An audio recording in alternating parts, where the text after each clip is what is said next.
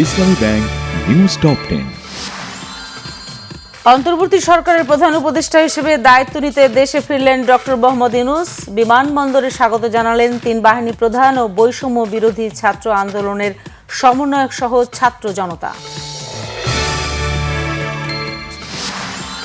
অর্জিত দ্বিতীয় স্বাধীনতা রক্ষা করতে হবে। গুলির সামনে বুক পেতে দিয়ে ছাত্র তরুণদের এই অর্জনকে রক্ষা করতে হবে, দেশে ফিরেই বললেন ডক্টর মোহাম্মদ ইউনূস। রাত ৮টায় অন্তর্বর্তীকালীন সরকারের শপথ, সদস্য হতে পারে ১৫ জন। প্রস্তুতি চলছে বঙ্গভবনে।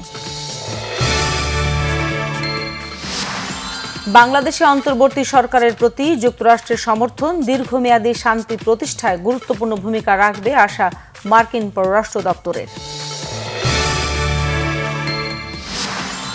সন্ত্রাসী সংগঠন হিসেবে আওয়ামী লীগের নিবন্ধন বাতিল ও নিষিদ্ধের দাবি জানিয়েছেন এলডিপির সভাপতি অবসরপ্রাপ্ত কর্নেল অলি আহমেদ।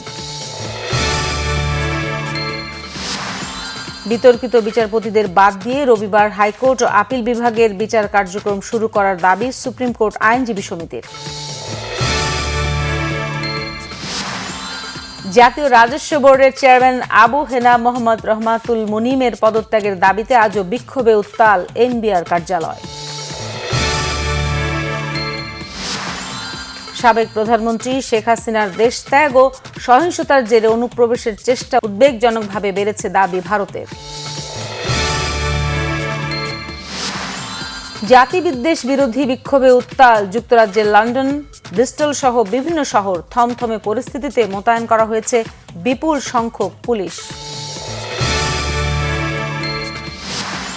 দ্বাদশ দিন শেষেও পদক জয়ে সবার উপরে যুক্তরাষ্ট্র, সবচেয়ে বেশি ২৭টি স্বর্ণসহ মার্কিনীদের মোট পদক ৯৪টি।